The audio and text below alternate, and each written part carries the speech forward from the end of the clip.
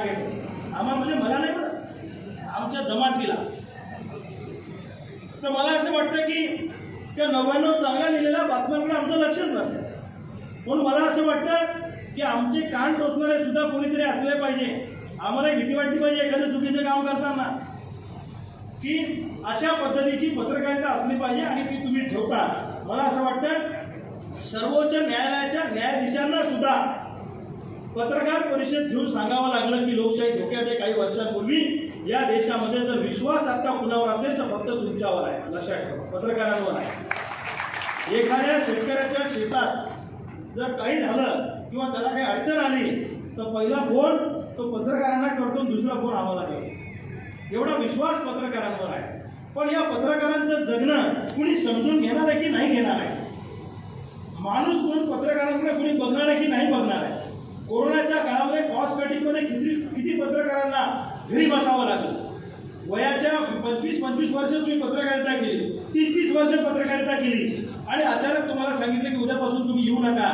तुम्हाला सांगतो आत्महत्येशिवाय आपल्या डोळ्यासमोर दुसरा पर्याय उभा राहत नाही. अशी विपरीत परिस्थितीतून अनेक पत्रकार मंडळी आमची या कॉस्ट ऑफ कटिंगच्या काळामध्ये गेलेले. कंपन्यांना काय आहे, त्यांना कमी कर्मचारी कमी पगारामध्ये जास्तीत जास्त बिझनेस कसा होईल. पण मला असं वाटतं अशी जर का मजबूत पत्रकारांची संघटना असली तर कोणत्याही मालकाची तुम्हाला उद्यापासून येऊ नको अशी म्हणायची हिंमत होणार नाही, कारण तुमची संघटना मजबूत आहे.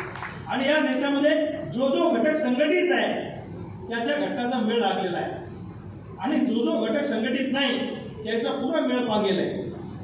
म्हणजे आता पाहणं तुम्ही सरपंच लोकांनी आझाद मैदानावर 1 दिवसाचं आंदोलन केलं तर सगळे नेते सरपंचांना भेटायला गेले.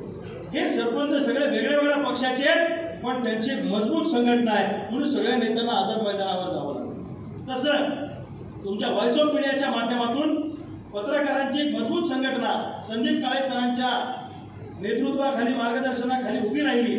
त्यामुळे मला असं वाटतं की नेत्यांचा पत्रकारितेकडे बघण्याचा दृष्टिकोन बदलेल. इथं आमच्या बुलढाण्याच्या टीमने 4 दिवसापूर्वी स्वरविहार नावाचा एक कार्यक्रम घेतला. एक पत्रकार कल्याण निधी उभा केला. कदाचित त्याचा उल्लेख काल झाला असेल, झाला की नाही मला माहित नाही. पण तुम्हाला सांगतो आता मी तर रसिकच आहे. मला साहित्य, गझल, गाणे, कविता मी त्याच प्रांतातला आहे. मी सुरुवातीपासून त्या कार्यक्रमात बसून होतो शेवटपर्यंत. पण आमच्या जिल्ह्यातले सगळे आमदार सुरुवातीपासून शेवटपर्यंत त्या कार्यक्रमात नेते मंडळी बसून होती. त्यातला त्यांना काही कळत नव्हतं पण ते सगळे तुमच्या पत्रकारांच्या धाकाने बसून होते.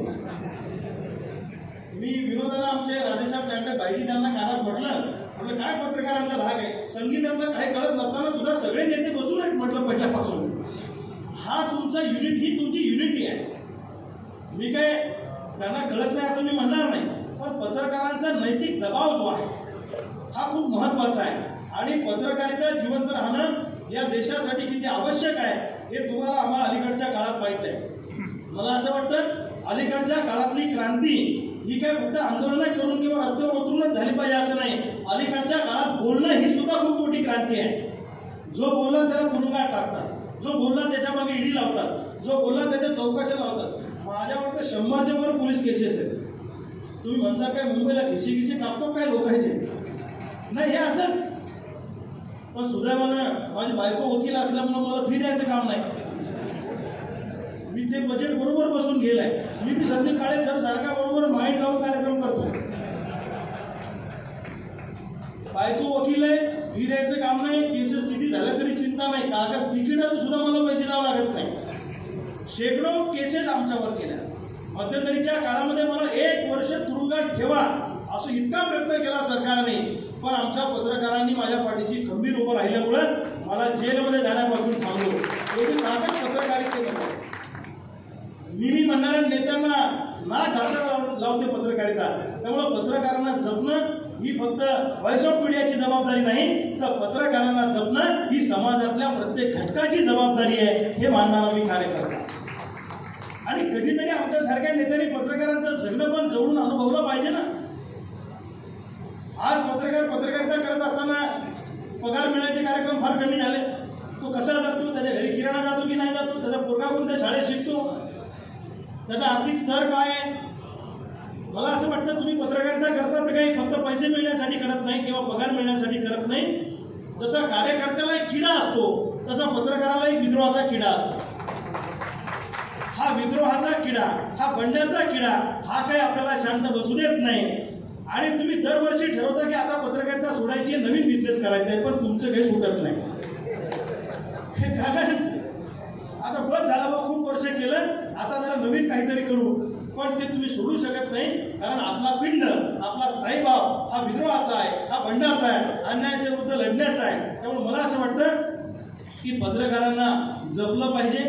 आणि तुम्ही खूप शांततेच्या मार्गाने आंदोलन करता, कारण तुम्हाला जरा काही मर्यादा आहेत पत्रकारांना.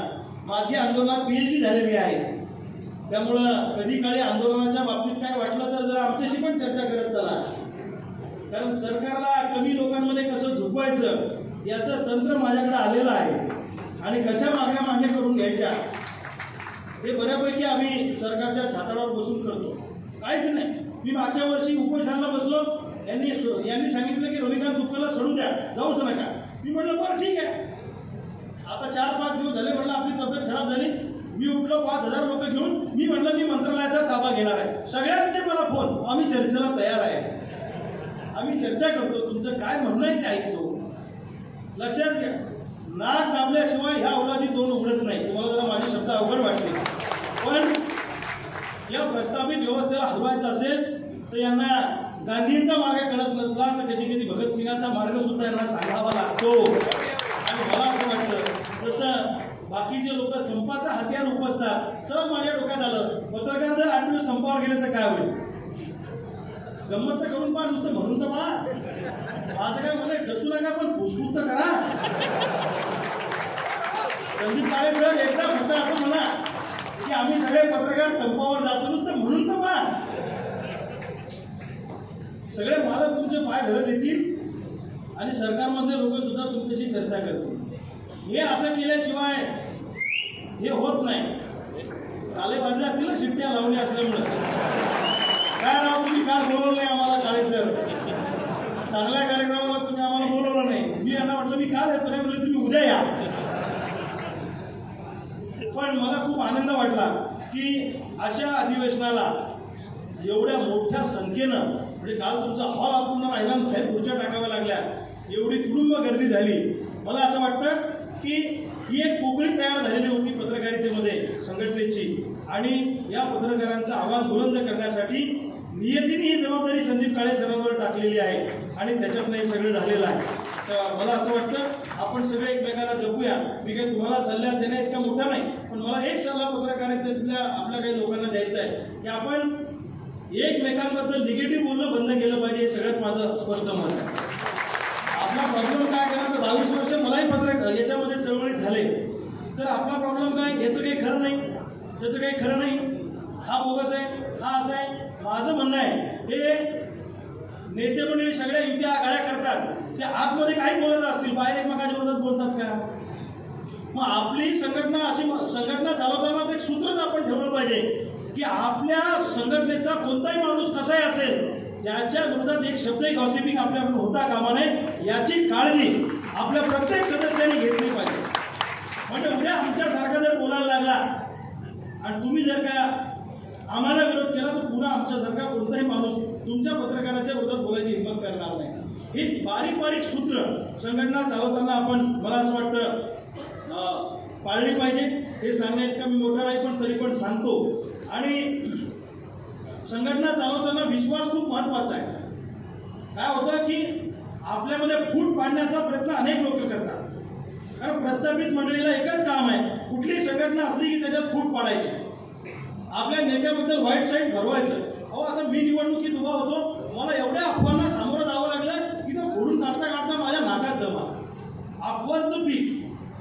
त्यामुळं मला असं वाटतं की आपल्या नेत्याबद्दल, तो नेता जिल्हा पातळीवरचा असेल, तो विभागीय असेल, तो राज्य पातळीवरचा असेल किंवा राष्ट्रीय पातळीवरचा असेल, आपल्या नेतृत्वाबद्दल कुणी काही सांगितलं तर ते ऐकून घ्यायचं नाही, हे आपलं सगळ्यात पहिले ठरलं पाहिजे. कारण काय होतं, फूट पाडण्याचा प्रयत्न होतो, याने असं केलं, त्यांनी तसं केलं. मला असं वाटतं की या छोट्या मोठ्या गोष्टींना लक्ष न देता ही संघटना आपण मजबूत पद्धतीने चालवली पाहिजे. संघटना चालवताना एकमेकांवरचा विश्वास आणि एकमेकांच्या सुखदुःखामध्ये धावून जाण्याची ताकद.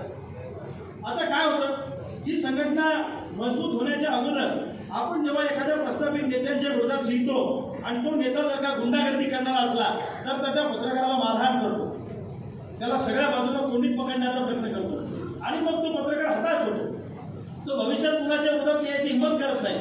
पण मी अमुक नेत्याच्या विरोधात लिहिल्यावर व्हॉइस ऑफ मीडिया सारखी संघटना माझ्या पाठीशी खंबीर उभी आहे, ही भावना जर का त्याच्या पाठीशी असली तर तो कुणालाही अंगावर घेऊ शकतो.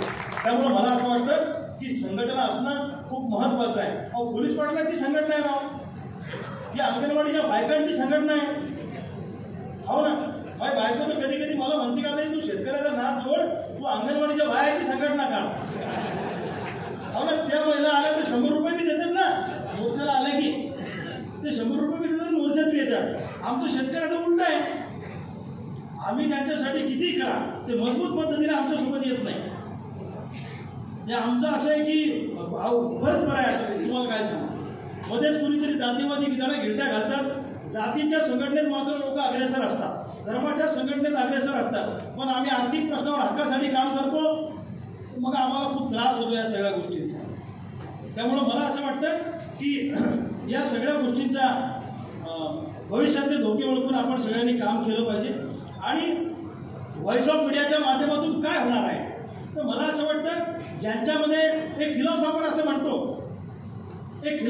म्हणतो की सामान्य माणसाच्या दृष्टीनं मृत्यू हा आयुष्याचा शेवट आहे, पण हे खरं नाही.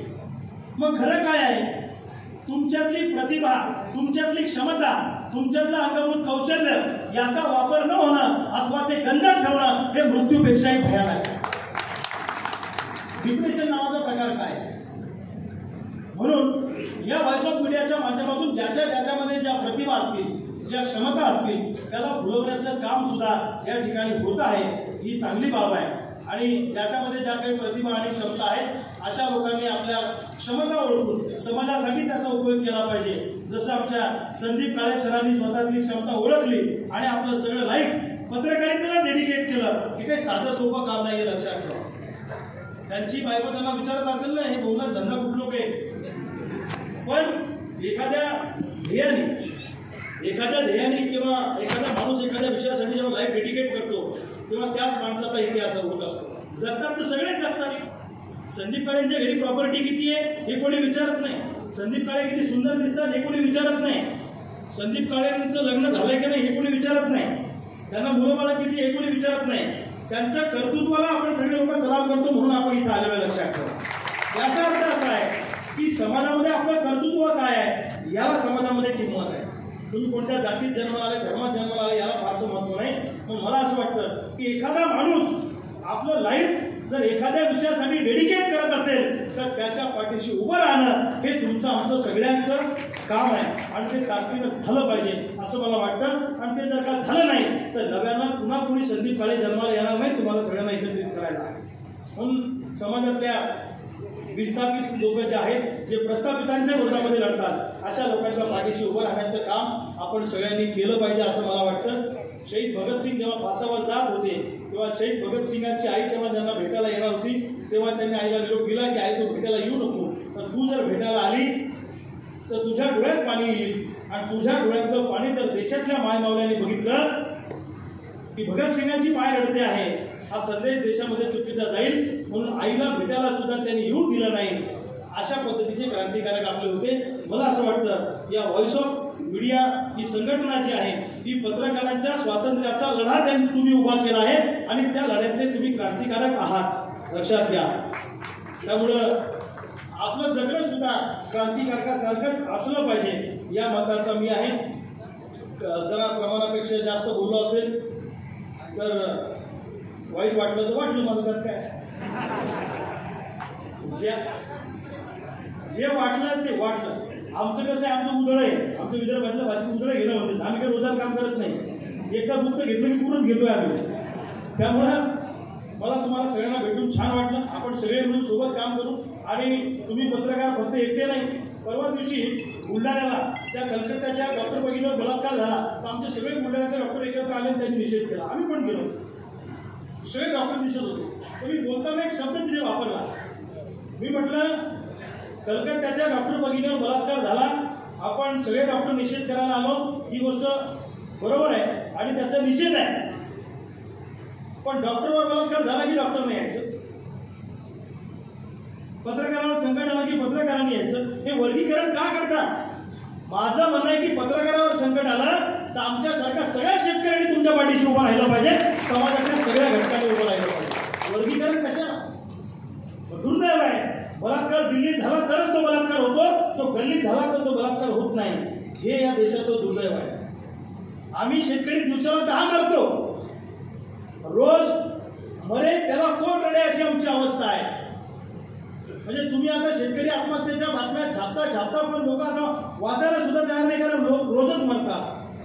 माझं म्हणणं आहे की जी अवस्था शेतकऱ्यांवर आलेली आहे ती अवस्था पत्रकारांवर भविष्य काळात येऊ नये याच्यासाठी संघटना मजबूत केली पाहिजे आणि एकमेकाला ताकद दिली पाहिजे. आयुष्याचं सूत्र काय आहे?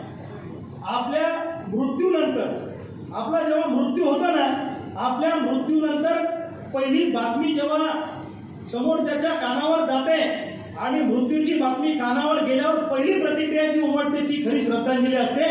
बाकी हॉलमधल्या श्रद्धांजल्या खोट्या असतात.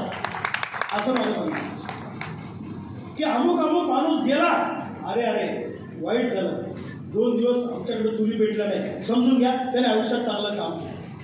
अमुक माणूस गेला, तो होता जिवंत अजून, बरं झालं तो गेला, लय काड्या करत होता, समजून घ्या त्यानं आयुष्यात काड्या घालायचे, बोटं घालायचे धंदे केलेले.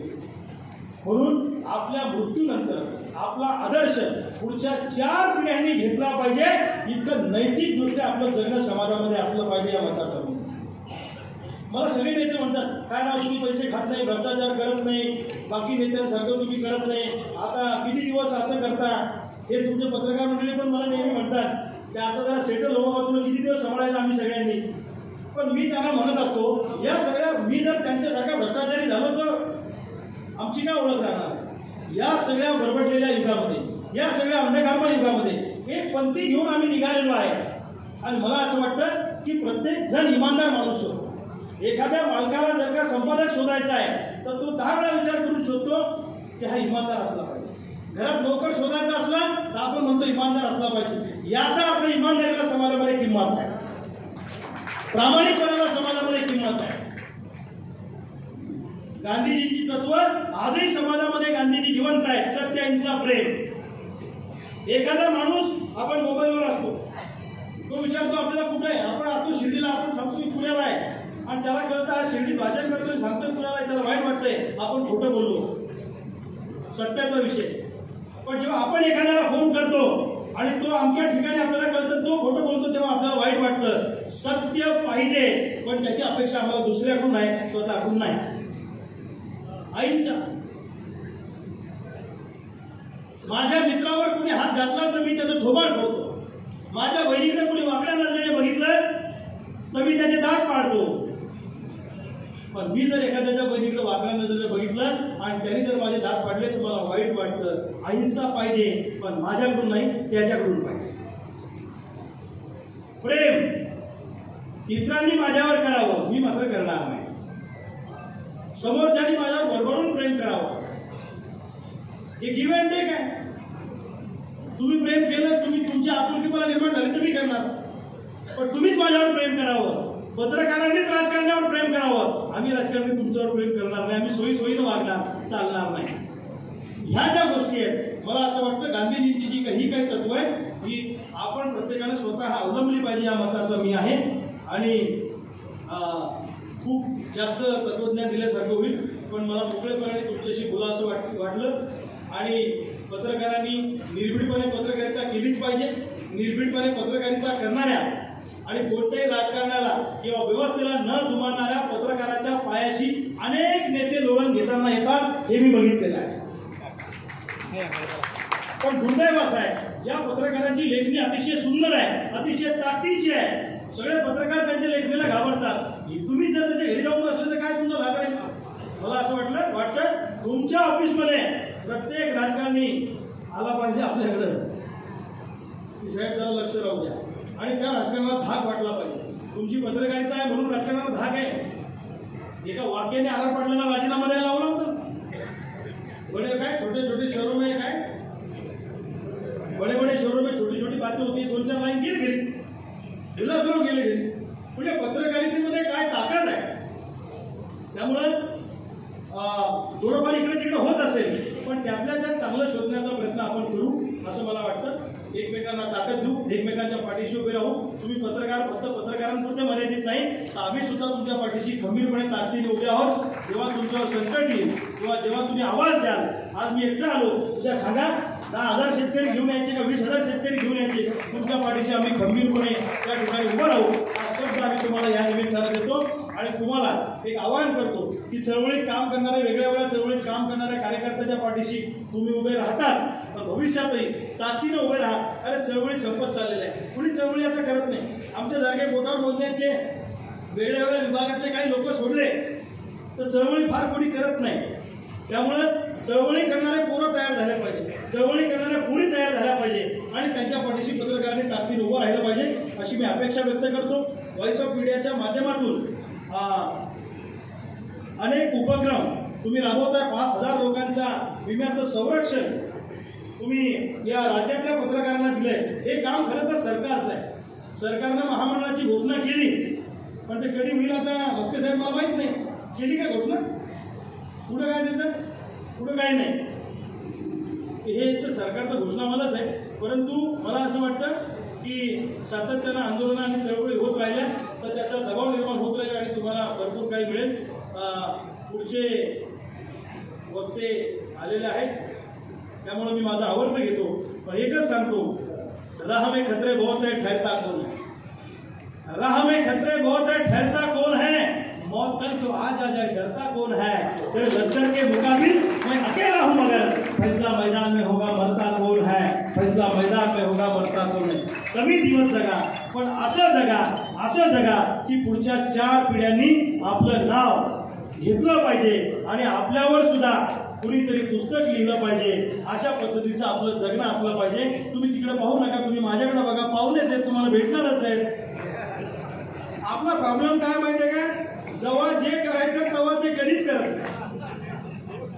आता मी बोलतोय, मला ऐकायचं तर तुम्ही काहीकडे बघताय. काही आता भाषण करणारच आहे. तुमचंच नाही, आमचाही प्रॉब्लेम आहे. आयुष्यात जेव्हा जे करायचं तेव्हा ते कधीच करायचं नाही. ते निघून गेल्यावर मग करायचं. साप गेल्यावर काठी मारायची नाही आणि रात्र निघून गेल्यावर सोंग काढायची नाही.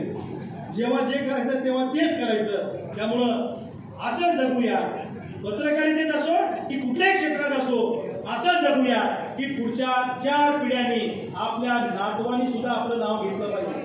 तुम्ही आता म्हातारे झाले, म्हातारे होऊन तुम्ही काठी टेकून ओट्यावर बसलेले, तर तुमचं नातू शाळेतून दुपारच्या सुट्टी जेवायला आला 4थीला आणि जेवायला आल्यावर त्याने विचारलं, आजोबा जेव्हा आपलं स्वातंत्र्याचं आंदोलन पेटलं होतं, तर पत्रकारांचं आंदोलन पेटलं होतं, अशी एक लढाई उभी राहिली होती, आम्हाला शाळेत इतिहास शिकवला, तेव्हा आजोबा तुम्ही कुठे होते.